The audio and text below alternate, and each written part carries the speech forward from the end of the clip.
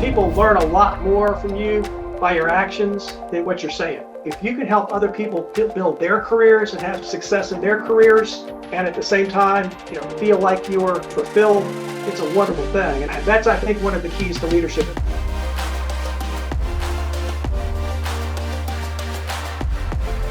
Welcome, everyone, to episode 14 of Leading with Relevance. I can't believe we've done 13 of these already and working on 14. This is a podcast series featuring some of today's most prominent leaders. I love to say that we're finding people that are busting through the status quo and impacting companies and community. Our guest today has busted through the status quo many years ago and continues to do it. Our goal is to highlight personal and professional journeys and learn about each leader's why. For the listeners, we hope you'll have practical insights you can apply to your pathway. I'm Tino Mantella, the Chief Strategy Officer of Relevance, and loving the opportunity to conduct these podcasts. Today, I have the pleasure of interviewing John Yates. John and I have been friends for a long time, back from the tag days. I started in 2004, and you'll learn that John actually was involved before I was. He's a graduate of Duke University in 1978 with a degree in public policy and history and a Juris Doctor at Duke Law School, graduate in 1981. His career is rooted in a deep commitment to technology law. Anyone that knows John, when you think about technology in Georgia, John Yates pops up in certainly the top 10, if not number one. Spent over 35 years at Morris, Manning & Martin, founded the corporate tech practice there, pioneered legal frameworks for emerging growth companies, particularly venture capital financing and intellectual property strategy. This year, John joined Gunderson Dettmer, a strategic alliance with a firm renowned for representing tech startups related to funding. He's got many activities on the board, so many I'd be spending most of my time just introducing that, but he's been the board chair of TER. He's been the board chair and trustee of the Rotary, Atlanta Rotary, Woodruff Art Center Board, Carter Center Advisory Board, Cure Childhood Cancer Board, YMCA Metropolitan Chicago, and he co-founded TAG, actually starting and drove Southeastern Software Association. He and his wife Ellen committed to philanthropy. Their advocacy for children with cancer began in 1991 when their son Paul was diagnosed with stage 4 Williams tumor. Following successful treatment, Ellen was inspired to give back and has since volunteered every Monday at the Eagleston Clinic, offering comfort and joy to children, families, and staff alike. So many recognitions over the years: TAG Lifetime Achievement Award, ABC's Leader of Corporate Citizenship, Duke's Charles Ryan Award, et cetera, et cetera, et cetera. I think it all kind of revolves around John's mission of making Atlanta a great place to live, work, and play through tech advocacy. Wow, John, welcome to Leading with Relevance. Yeah, thank you very much. It's an honor to be part of this podcast. And I have to say that knowing you over the years and enjoying the opportunity to work with you, I followed your amazing success. What you didn't mention was the success you enjoyed in many ventures, but maybe the one that was most impactful to me and had the greatest impact was what you did in turning TAG, the Technology Association of Georgia, around. And I learned so much from that experience. Your listeners may not know, but you entered that at a time when TAG was on life support, and I think they were getting ready to pull the plug. Almost. And not only you cranked up the life support, you gave it mouth to mouth, so to speak, and built it. And it was inspirational to me, as somebody who really cares about the Atlanta tech community, to knowing that we needed to have the Technology Association of Georgia at the highest level. So thank you for doing that and allowing folks like me to be a part of it. Thanks, John. I appreciate you saying that. It was a good team effort, certainly, but it is one of the things I'm most proud of, just really watching how back in 2004, and you even started before that, how the tech communities changed. When I first got there, people used to talk about peanuts and pecans and poultry and pine trees. Nothing about payments, right? So you helped change that. You helped shape that. I think a lot of us did. I always like to start with the early part of your life that shaped you, maybe a snapshot of your early years, two or three people that influenced you. Yeah, it's very interesting. Um, my sister probably had the greatest influence on me from the business standpoint. She started a tech company in the late 1980s, went to Wow. California, started a new business in Silicon Valley around the Unix operating system, which UNIX, many of your listeners may not even know what that is an Right. early multi-user, multitasking operating system. She invited me out after I got out of law school, and I went out and visited her. I said, "Man, this is unbelievable. I can't believe this, what's happening out here in Silicon Valley, but I'm not moving to California." I just got married, still very happily married to a lovely woman, and Ellen, 44 years later, and said, "Look, we're staying on the East Coast, but let's take some of those same ideas and grow a business here in Atlanta and in the Southeast." And then, of course, my parents were also very influential. My mother was an educator. My father was a salesman. I vowed, Tino, at an early age that I would never go into sales. I spent a summer trying to sell some of my father's equipment. I was a disaster for me, but I learned a lot about rejection. Yeah. Uh, and I've subsequently become, I think, fairly adept at business development and what people Yes. might say is sales. And fortunately, I learned early in my career that rejection does not mean to stop. It just means that you're probably moving in the right direction. You just need to hone your skills a little further. And so that's what I've been doing for the last 4 decades. And it's been a lot of fun. Yeah, you're really good at it. I mean, when people see your name and I've gotten to know you, we we know you as an expert in technology, but I mean, I know you that you're also really good at connecting people and building your business development through solutions and relationships and all those sorts of good things. Neither of us are like salesmen that are, going door to door at this point, but it all comes together. Now, your first tenure at Duke was public policy and history. Uh, how did that tie into, again, you mentioned your sister already, but kind of you started there and then you moved on from there, I guess. Well, actually, that was a very character building experience. Also, my freshman year at Duke, I came out of a public school in Charlotte, North Carolina that was, let us just say, it was out of the sticks. And so Okay. I enjoyed, did pretty well in public school, but I got to Duke and I thought, wow, this is a completely different ball game. I had been in the minor leagues, and all of a sudden I was up in the majors, and they were throwing 110-mile-an-hour fastballs at me. Um, so I learned my experience there also by just working hard, and found that public policy was interesting, history was interesting, but boy, I better find something that's going to be a job. Yeah. And was interested in the law, was very fortunate to be able to also then spend 3 years at the Duke Law School, and realized quickly, Tino, that the law was very interesting, but my summer experiences at law firms was exhilarating. And I said, look, practicing law is a lot more exciting to me than studying law. I cannot wait to get out into the real world and hopefully serve others. And so Yeah. that's the way it's been. I'm really glad I selected the law and selected the technology area.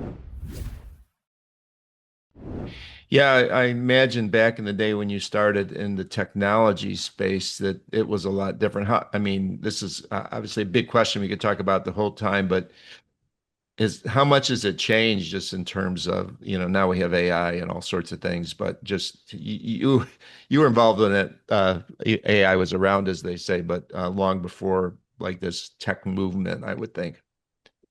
I had the very good fortune. I graduated the Duke Law School in May of 1981. The second half of 1981, the IBM PC was announced. That was the beginning of time. So Yeah. that's the genesis of, literally the genesis of the tech community. And IBM opened their architecture so you could write software to the IBM PC, which, as you may remember, you couldn't do with Apple. And so all of a sudden, boom, the technology community, the software community grew. And I was sitting in Atlanta with several key software companies that were then writing software to the IBM PC. And so I was sitting at the right place at the right time at the beginning of time in the PC revolution. But before that, I mean, it was tough. I mean, it was still typing letters on a typewriter. Yeah. It was still pen and pencil.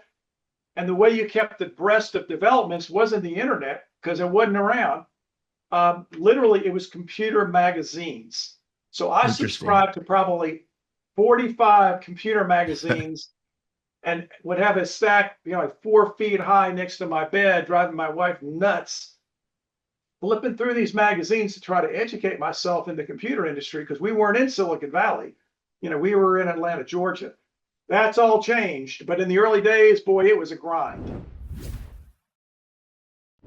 Yeah, and so you started Southeast Software Association, that was around 2000 or even before that? Before that, it was in the late 80s. Oh, Um, wow. Okay. and Tina, you give me way too much credit. In some instances, I do think I have some skills that God has bestowed on me. But one of the areas that I learned early on was I need to go and find the experts. Yeah. Because when we started thinking about the Southeastern Software Association, my sister had said, you need to start a software association because Atlanta's a hotbed of software. And I said, Yeah. fantastic. How do you do that? I was a baby attorney. She said, listen, I'll come to town. And she was a very well-known software person. I'll come to town and be your keynote speaker, but you need to bring this group together. So I hung up the phone because that was how we did it back then. Hung up the phone. It was a hardwired phone. Yeah. And I said, let's come up with a name for this group. And I came up with the name of the Atlanta Software Society. Okay. And I thought, Atlanta Software Society. And I rolled it out to one of my friends. He said, that acronym just is not going to fly. I remember that So now. I realized that we flipped it to Southeastern Software Association. And the group was really one of the few, as a precursor to TAG, Yeah. but it was just focused on software companies. And it was a great way to bring together a community, which you had to bring together face to face because at that time there was no online forum. And Right. it worked. So, John, I always say you have the John Yates way of building business, being out there in the community to help build your practice in Atlanta, SSA TAG, Venture Atlanta, networking. Talk about how you evolved from early career to becoming this person that, I'm sure there's other people that are in law that kind of follow your way, but over my time when I was a TAG, there's not too many that did it the way you do it. So how did you develop your own style in case of building? I think God blessed me with several different qualities. And also I have a number of deficiencies, which I've tried to fill in. So was very, very fortunate to have a very supportive wife who put up with some of my idiosyncrasies. And Ellen has done that, but she's also been very loving and giving to others. And so it was easy for me to follow along the path that she helped to lead. So you mentioned earlier the YMCA. You don't really think about picking up business at the YMCA, but the YMCA of Metro Atlanta is one of the largest in the country. Right. It's just right to give back and cure childhood cancer. As you mentioned, our son had cancer early on. It was just important to give back. Woodruff Arts Center, the arts, it's important to this community. So things like that. The Atlanta Rotary Club, whose motto is service above self. And what I concluded early on, Tino, was that you could be a part of these organizations and give back. And you can also have a part of your own being that says, how do I use these organizations to benefit the community? And there's nothing wrong to say, how do I also can I use these organizations to help myself? Yeah. And, because it's important to also be able to have the time to get involved in these groups, but to be able to justify that time sometimes to your employer, you have to say, look, I can make some great connections. So one of the things that I think I have the good fortune of doing is being able to put pieces together to see where there are folks that have a particular need and how I can help them fill that need. And it's usually by paying it forward. It's not maybe necessarily by doing legal work, but it may be just taking somebody that has a particular need. They need a key member of their management team, or they need a board member, or they need a prospective investor, or they just need a contact with somebody. And if I can help to facilitate that, it's great. And then when you layer on that, something you and I both benefit from, these online tools, LinkedIn in particular. Yeah. I decided early on, this LinkedIn thing's pretty cool. I think I'm going to get involved in it. And I've tried to use it actively since then, hopefully in a very professional way. but it's allowed me to put all these pieces together, service to the community, my profession, and helping others in a way that is a very unique sort of business development ecosystem that has benefited me. Yeah, and I know you well enough to know there's a lot of joy in that for you, and really just helping people, even if it doesn't end up with a business deal, it's still you're helping somebody out, good to the community. I've sent, lots of people your way over the years, and you've sent people my way, so appreciate that. I'm going to take a little bit of a different direction, just so people that maybe don't know you well enough that you actually have a lot of accomplishments in terms of a leader in law. You have a citation by the Supreme Court, Kodak versus Image Tech Services. I'd love to hear a little bit more about how you did that. And then you've been quoted in a number of things, Wall Street Journal, The Economist. You did something with Harvard Business School, a case study that profiled you. So talk about that part of your own development. And I'm particularly interested in the Supreme Court piece, just how you found your way to that. Well, thank you. A lot of it's serendipity, Tino, but what I have found over the years is that if you keep doing things and try to improve the way you're doing them and frankly try to help others, these things sort of fall into place. I know you've had that in your experience as well. So it's and it's really quite interesting. I, for example, was never excited about being a public speaker. Matter of fact, I gave the worst public speech I think ever in the history of humankind to the veterans of foreign war in Charlotte, North Carolina, when I was in the 9th grade. I mean, Oh, wow. It was terrible. I read the speech. I wasn't talking in the microphone. Finally, somebody got out and stick the microphone under it was just a complete disaster. And I said, I'll never do this again. Well, and what I found was that if you have something to communicate that's of value, and you think you're going to help folks as a result of doing that, it's great. So I started giving some speeches, and one of them, I got a call from this lawyer, said, I want you to come. I've heard you speak at one of these continuing legal education functions. I'd like for you to come talk on this antitrust issue about legal issues in antitrust tying. Well, I'd taken an antitrust course in law school, but I was far from being an expert on tying arrangements. But he said, yeah, I'd like for you to talk in particular about this one case. Just come and talk about this case. So I read the case. I went and made a presentation, and I actually wrote an article about it because I thought it was interesting. But it wasn't going to be my area of specialization. Well, about 8 months later, I get a call from the guy that put the seminar on. He says, I just want to congratulate you. And I said, well, thank you. I'm not sure why. He said that the U.S. Supreme Court decision in Image Technical Services versus Kodak just came out. Major antitrust case for decades. And your article was cited in the case. Wow. And sure enough, I went and looked, and my article was cited in the case. I have to say, I don't think it was cited for exactly the proposition that I intended my article to stand for, but it was wonderful to see that. And it was just very, again, serendipitous. There was another serendipitous situation where I get a call from a reporter saying, look, I'm covering technology. Can you tell me a little bit about technology? And I said, well, yeah, it was the early 80s. I said, look, but why don't you come over? Because all I'm doing is working with early tech companies. So the reporter came over and spent the day with me.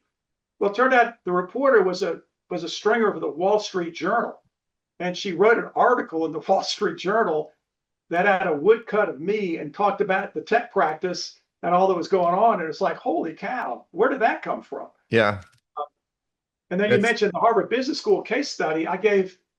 We had a client that came to my office, matter of fact, just down the hall here back years ago, starting a business. Sure enough, he starts a business, ends up selling it, doing very well. Well, one day I get a call from a friend of mine. He says, my son is in business school in Texas. He just read an article from the Harvard Business Review and your Harvard Business School case study, and your name is in there.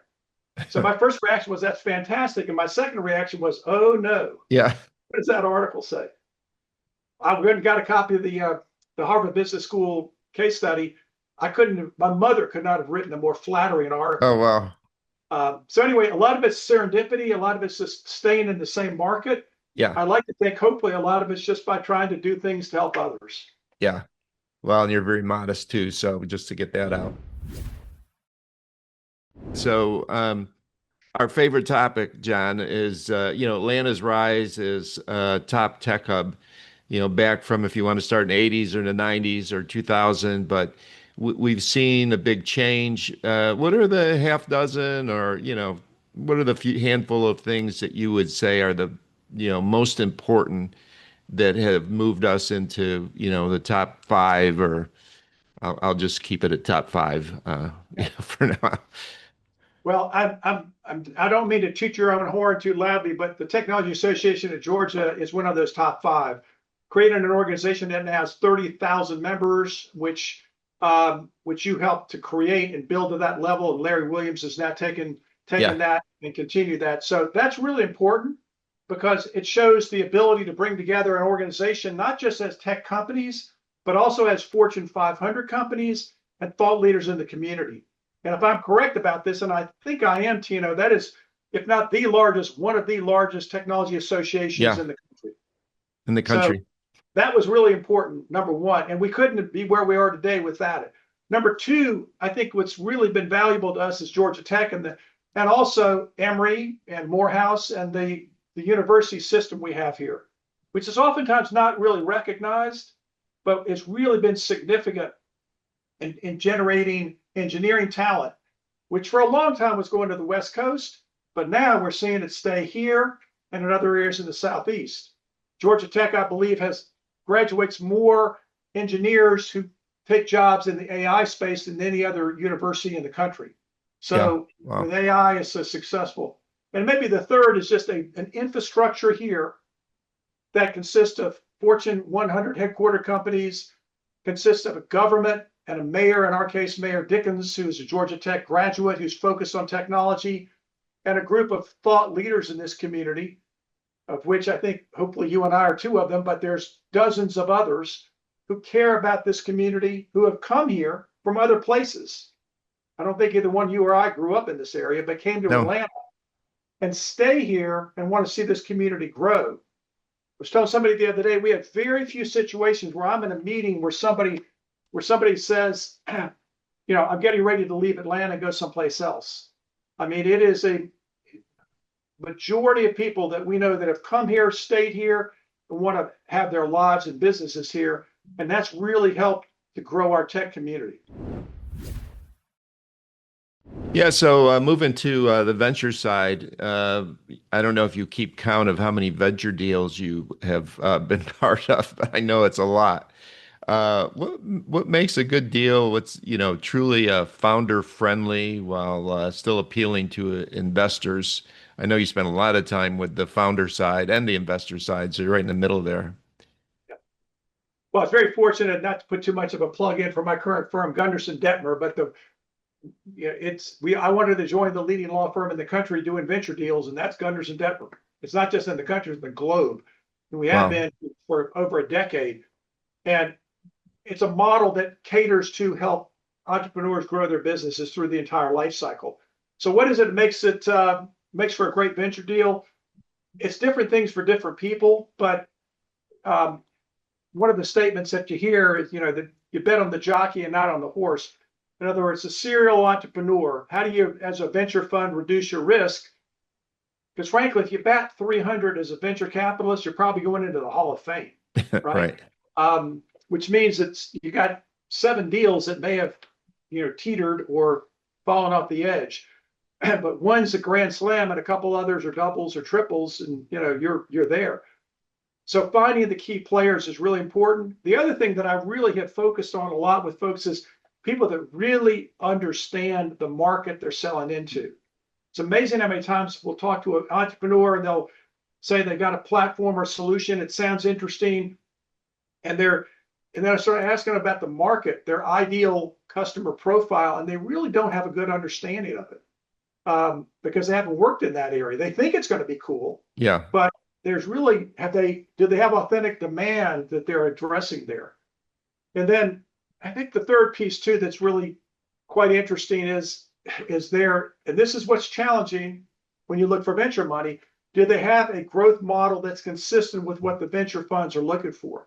I mean, these venture funds, the model is, 3, 5, 7 years into an investment, boom, they got to get out and then, to be able to get the next fund initiated and going. And many times entrepreneurs that are, especially that are in areas like the Southeast, they have slow growth models. And those slow growth models just are not attractive to the venture funds that have got to keep and build those companies and want to sell them. The venture funds are not interested in a lifestyle business. And so getting the right mindset and getting our clients in that right mindset says, look, if you want to raise institutional money, it's different from friends and family, and you really got to be thinking big. So it means you got to be able to scale it. Your forecasts need to show that, and you need to be realistic about having the passion for it. So beyond friends and family, John, is there enough money in Atlanta or, at the Atlanta region to support, or, typically the companies are, I know they're looking all over the globe, but how's Atlanta's funding side, and has it gotten better over the years? Well, your initial question is, I think one that's it's fairly easy to conclude for most cities in the United States and most cities in the world, which is there's not enough angel and early stage seed money to satisfy the appetite of the number of entrepreneurs that want to start their businesses. Right. That's why most of them are going to not raise institutional money. I talked to a fellow today, literally a venture fund. I said, how's it going? He said, look, we saw 1,200 deals last year. We invested in 3 of them. Wow. That's a lot of folks that are entrepreneurs that didn't receive, any money from this fund. Yeah. That may be a little bit on the unique side, but not really. I mean, these funds see a lot of entrepreneurs. So has it improved in Atlanta? Yes. And why? I think largely because of the internet, but also because of the airport. Having the busiest airport in the world means that there's a lot of flights in and out. It means it's real easy to get a nonstop flight into Atlanta from Boston, from Chicago, from New York, from the Valley, from Los Angeles, wherever. So it's easy to come in and go home. And so that's a huge advantage, especially since a lot of these funds early on want to spend time with those companies, and face-to-face is oftentimes important as well.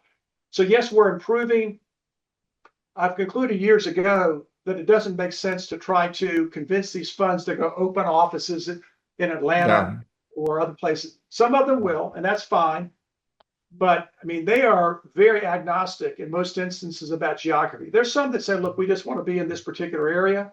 But most of them are looking for wherever the company is.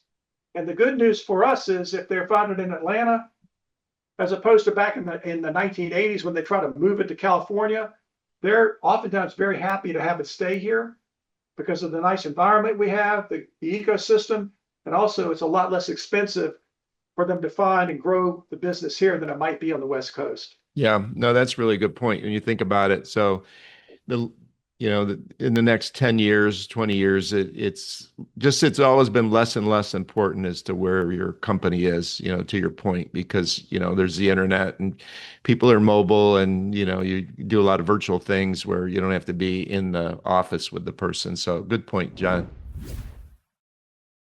So on the legal side, are there some new, I'll say, biggest legal challenges facing startups today in areas like AI or data privacy?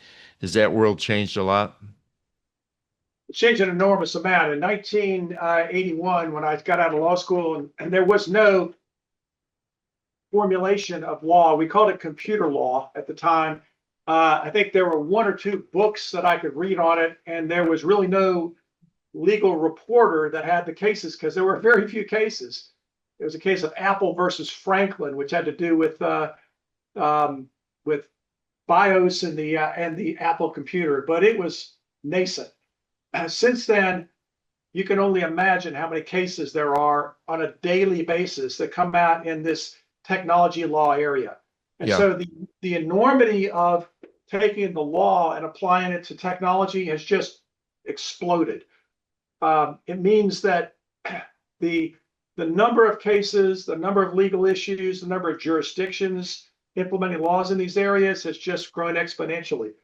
I mean, unfortunately for technology companies, it also means that you got 50 states, but you also have municipalities. that are engaging in their own regulations. You've got global issues. So you just take AI, for example. Many states have now laws relating to the application of applied AI in certain contexts, whether that's employment or whether that's hiring or other areas. But you got to deal with all these laws that are going to be potentially implicated by your technology solution that's on the web and is available to anybody all over the world.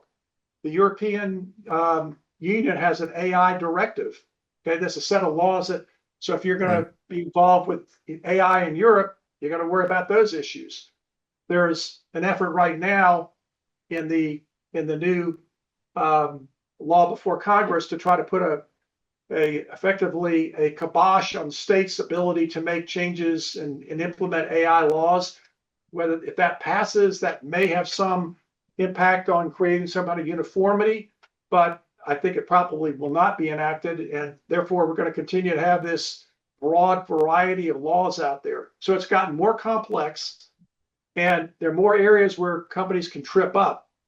And oftentimes, these companies don't see that until they go to raise institutional money. Yeah. And somebody comes in and does a deep dive on their business, and then, oh my gosh, you make the list of all the issues that are there, and it can sometimes cause a deal to crater. So it's gotten more complicated, and unfortunately for entrepreneurs, it means they have to just be more mindful of laws in multiple jurisdictions and probably get the right advisors to make sure they're well prepared for them. And I imagine in the universities, John, there's a lot more emphasis on tech law, and probably the whole curriculums on you graduate with a degree in more of the technology law. Is that correct? Or there is almost all you can only imagine. I mean, every law course now has some kind of AI componentry to it. Yeah. Some kind of technology component. Every university too that of any stature has an entrepreneur major. Yeah. A little problematic when you take a student and say, okay, you're going to start your own business. But there's great ways that people do it. CreateX at Georgia Tech, what they're doing is a great example of going into the universities and helping students start companies. So it's a completely different model from the old model, which was you go to law school, you go to the university, you come out, you work for the big company for your entire career. Now there's much more of a desire to go and say, look, you can get into some of these more interesting entrepreneurial opportunities, either as a lawyer or coming right out of university, just have your own startup. Yeah. I'm going to quote you here. You said legal frameworks must evolve at the speed of code. Can you share an example of law struggle to keep up with innovation? Yeah, I think the law has always been and probably always will be behind innovation. Yeah. You can see it right now in the crypto area too. I mean, it's beginning to, we had crypto issues and we had regulations. Now we got the regulations being pulled back, so it's sort of going in a different direction. The challenge there is that you find policymakers that are trying to determine what's the right policy. Now, what should they do? How can they be uniform in it? A good example for lawyers is years and years ago for commercial transactions, there was an attempt to create uniformity with the Uniform Commercial Code, the UCC. Well, that was adopted by just about every state with some variations, but it provided uniformity for the transfer of goods, which was great. We have nothing like that in most other areas of technology. There's no uniform AI act. There's no uniform crypto law. There's no uniform privacy law. They're all over the place. Now, Europe has done a better job in some instances, but what it means is that we really have to accelerate the focus and get our legislators to think about it. But also before they go enacting laws, they think about the unintended consequences of how that may have a dampening effect on innovation. So it's a balance. And that balance is really hard to attain and does require a lot of thoughtfulness. And while their legislators are talking about it, the technology continues to move forward. So, John, I was involved with TurkNet Leadership Group, and they have a leadership character model, and you've emphasized character-driven leadership. So how do you coach executives around leading with integrity, especially when they're under pressure? It's an excellent question. was talking to somebody recently about what motivates people, um, especially when they're under intense pressure. And this has been stated, I think, a lot of times with regard to investors too. What motivates them, it's fear and greed, right? Yeah. And I think if we let those two factors motivate us and motivate the way we work, we really put ourselves in a very problematic scenario, because those are two factors that are very debilitating. And we've all seen that. We've seen people that have been motivated by somebody throws a lot of money at them, they go make a decision. And then they convince other people to go with them, because the fear is if you don't go with them, that it's going to all fall apart. And so those are just factors that and emotions that are not great for purposes of driving leadership. I think what I've found over the years, and I've not always been excellent at what I've learned over the last several years, but being a really good listener and asking really good questions really brings about the best componentry of leadership, because it allows you to understand what another person's needs are. And then people learn a lot more from you by your actions than what you're saying. And so the way you treat other people, the way you hopefully pay it forward to other people, to help other people, those are things that people recognize.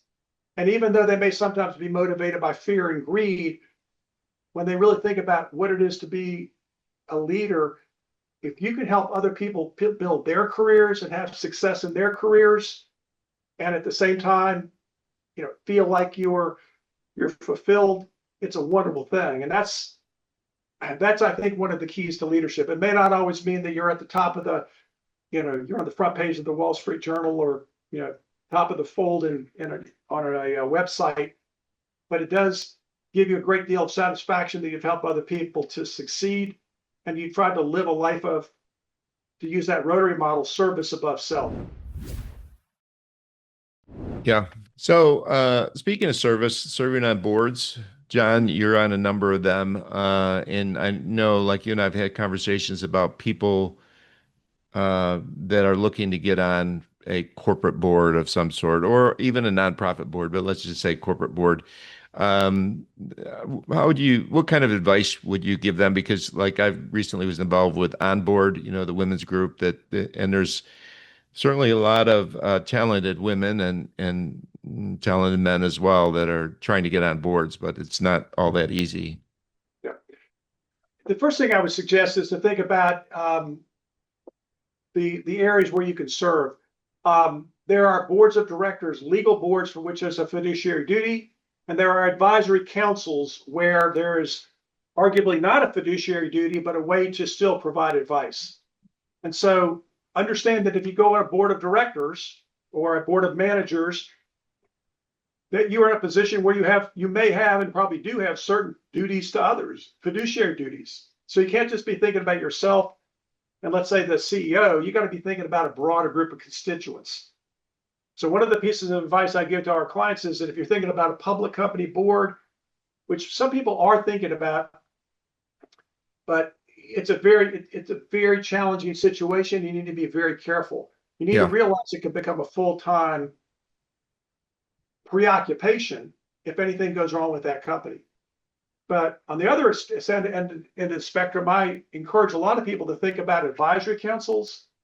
That is, sitting in a capacity. We have an advisory council, for example, sitting in a capacity where your job is to help people, in our case, clients looking for connections and relationships, but you're not in the boardroom voting, but you're in there providing guidance and you're paying it forward. If you want to sit on a board, though, you also need to realize that there's homework you've got to do. I can't tell you how many times I've been at board meetings in the course of my career where I walk in there and it's pretty clear that one or more of the board members, who may sit on dozens of boards, can't even really remember what this company does. And they're asking questions, and it's pretty clear that they hadn't done their homework and paid attention. And that's not a good thing. You have a duty of care and a duty of loyalty, and one of those duties of care is to read the stuff. So I would just say be careful and understand what you're getting into. Yeah, no, that's a good point. And with the startups are that you work with, are most of them looking for an advisory group, or do they stay with family and friends, or is there a new trend with that, or it's been pretty much similar? It's an interesting thought. I see they fall into different categories. There's a startup that comes in and says, we have put all these people on our advisory board and our board of directors, and they're all these impressive people, which is fantastic. But usually those are the companies that you have to worry about because you're saying, look, it's not about those people. It's Yeah, about the founders of the company and it's about the mechanics of that business. So yeah, be very, very careful about, putting a former president on your board or yeah, former senator. That in and of itself is oftentimes a turnoff.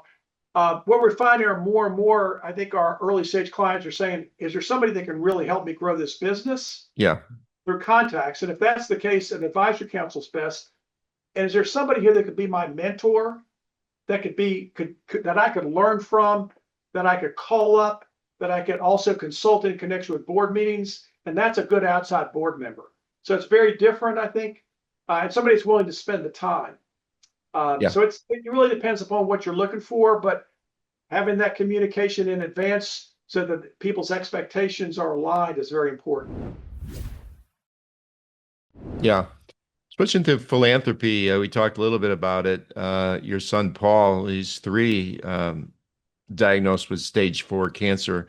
Um, it sounds like you and Ellen always had the kind of propensity towards giving back in any case, but did this sort of steer you in terms of your commitment over your lifetime to give back? Well, it really did. The thing about childhood cancer research is it is really shortchanged. A very, very small amount of funding goes into childhood cancer research from the government. And of course, now it's probably even less. There was a lot of talk about that in connection with Right. recent activities. So it's a fraction of what it is for adults and adult research in cancer.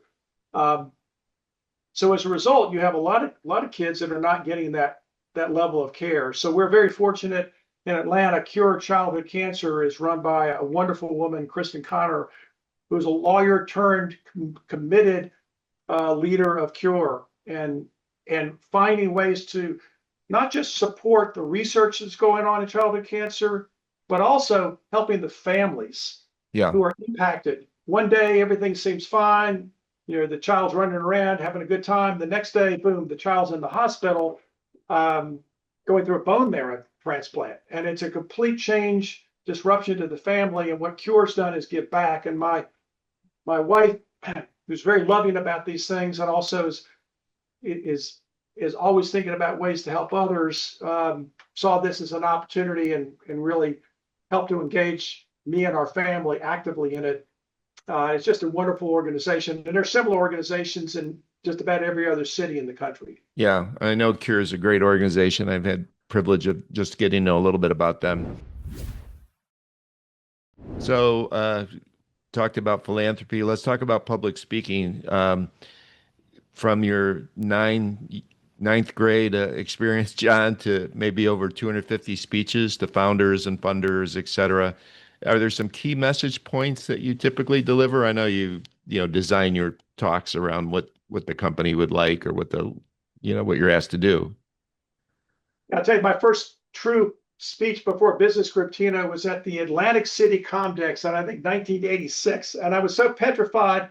At that time, we had it was slides. So you had a slide carousel. And Oh I yeah. had slides, and I insisted in the room. The room only had about 5 people in it. Mine was not the most popular presentation, but I insisted they cut the lights off. I was so freaked out and frankly just petrified that I didn't even want the lights on. So turn the lights off, turn the projector on, and everybody looking at the projector, not at me, trying to read my notes. So getting through that experience, I guess a couple of things. Number one is I realized that having some kind of visual is really important. Number two is that visual needs to be very simple. So too many times you see slides that are just cluttered with words and Yeah. pictures, and it's just and number three is that remember who your audience is and really understand it up front. I had the good fortune of being the president of the Atlanta Rotary Club. It's one of the largest clubs in the United States, and it's it's been affectionately called the who's who and who used to be who of Atlanta.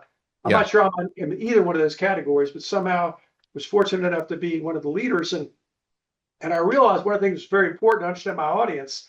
My audience were a lot of busy business people, men and women, very diverse group of folks. But what they really had to do is they came downtown every Monday for a meeting, then they had to go back to work. Right. So I realized what was the most important thing for them, other than a great program, was that it ended on time. And so I Right. vowed during my 1 year that I would never end a program after 1:15 p.m., which was when the program was supposed to end. So I knew my audience and I Yeah. was focused on what the audience wanted and tried to stay true to that. And that's something that I think a lot of speakers sometimes don't appreciate the fact that they really need to think of themselves as being sitting in the audience. And they need to think about how you're going to entertain that audience, but do it in a way that gives them valuable information and then get out of there. Yeah. Appreciate that. And you and I are, I don't know if everybody on this podcast watching it will know what a carousel is, but you and I know. So, and if you miss one of those little slots, then you have a problem because you have like a blank screen, right? This So, is you can also the carousels with jam, as you may oh remember. yeah, they jam all the time. And someone told me early on also be prepared. And so being prepared in that day meant you brought an extra light bulb with you Oh, right. in case the light and the slide projector burned out. And then Lord help you, you had to take the slide projector apart and figure out where the light bulb is. But I always had an extra light bulb. I remember that too. I was told the same thing.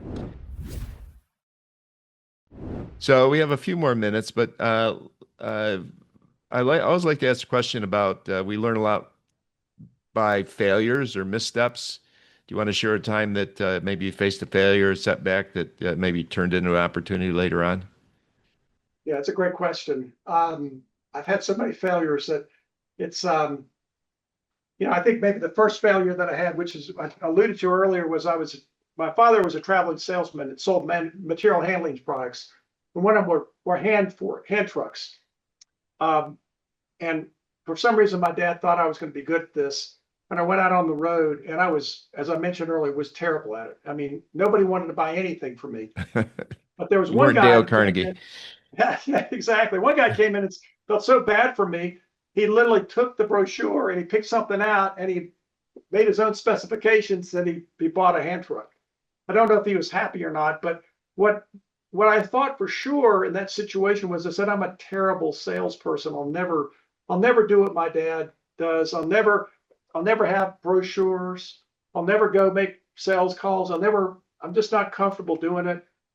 Well, sure enough, that's a lot of what I do today, right? That's a lot of what we do. It's, I think, in successful business people. But I got over the hump of that rejection hump, which we talked about earlier, which is Yeah. very, very hard to do. And I find a lot of people, who haven't been rejected, like they've just made A pluses through the entire life, aced law school, came out. What happens oftentimes in business development? They go meet with a prospect. The prospect says, "Oh, this is great, but we've chosen somebody else." Um, Yeah. and the professional, the lawyer says, "Well, that's because that person's not smart or they don't know what they're Right. doing." People give up early. And what we've concluded through this rejection, through failure, is that, it takes 7 to 10 actions many times to convert a prospect to a client. And there's a lot of rejection along the way. So that, I think the sales experience was certainly one that was enormous for me. The other is that, having a child that at age 3 that's, has stage 4 cancer is pretty traumatic. And so you learn a lot about putting faith in others, in your God, in your family, in your friends, and the fact that you can make it through these experiences, as severe and as tragic as sometimes they can be. But we're very fortunate in our family, and I think you and so many others, in having a network of friends that help you through these experiences. And that's building those kind of relationships means a lot more than been making a lot of money and being successful in other areas. It's just the ability to have people that are friends that have a similar faith and similar desire to have you succeed and be a part of your larger family. So last question, John, we always like to end on advice that you might give, and I'll frame it around young lawyers. And in your case, if you're advising a young lawyer entering tech law today, what would be the couple things that you'd be advising them on? That is an excellent question as well. I think there are a couple things, but maybe the most important one is to really become very proficient at your trade initially. In other words, really understand the law and how it applies to real people, to clients. Because in law school, you're not really talking to clients, you're just learning about the law. So how it applies. The second is that I think a lot of times lawyers come out of law school and, people come out of business school and some of them have this sort of know-it-all attitude, that I went to law school and you find a lot of people that are just naysayers. No, you can't do that. Okay. Yeah. That's a big problem because clients hate being told, no, you can't do that, even though they might not. It might be something they didn't want them to do. So a piece of advice I give to a lot of our younger attorneys, and I try to follow myself, is that there's almost always lots of variations and things you can do. I try to boil it down to sort of three things with just about every decision. I said, look, and I've had some pretty hard-nosed clients over the years who have been pretty adamant about wanting to do it their way. And I don't come in and say, you can't do it that way because of blank. Yeah. At least I don't say that right away, but I'll say, let's think through this a second. If you do it that way, what are the repercussions going to be? And you walk through what the repercussions are of what they want to do. And you don't tell them they can't do it. You say, look, that's just what's going to happen. Or what could happen. And sometimes it's pretty severe. And let's walk through if we did it a completely opposite way. What would happen? Okay, well, you might not achieve your business results you want, but this is the ultimate safety position. And then there's a position in between almost always. And the position in between is where I'm trying to really get that client to go to see. So they've seen what the potential disaster scenario could be. Right. They've seen over here that this is a super safe scenario, and most entrepreneurs don't fall into that. And we try to move them into a zone where they're comfortable. Yes, they're going to achieve their business goals, but they're going to do it with the level of risk that's reasonable. And so if you can teach young lawyers to think like that, and the third piece of it, and this is maybe the most important, is that when that client or that person you're advising comes to the conclusion that that's what they're going to do, and it was their idea, and you tell them how brilliant they are for coming up with that idea. In other words, you put your ego aside. It's not that you're sitting there trying to take credit for it, but you highlight the fact, because they are ultimately making that decision. Right. And that's really hard to do, to basically sit back and say, look, it wasn't about me. It's about you. And you build relationships that way too. Yeah. Well, that's great advice. And, I think some people have more of an innate ability to do that than others, but hopefully it's a learned skill for lawyers where they're, it's not about them. It's like have the person do the right thing, but also feel like it was their idea. Is a good, excellent point to end on. So, John, thank you so much for joining me on Leading with Relevance. Really appreciate you. Thank you. It's been a pleasure being a part of this podcast. And I want to thank you for everything you've done for our community and for me. I can't wait to see you again, and looking forward to listening to the podcast. Thank you, John.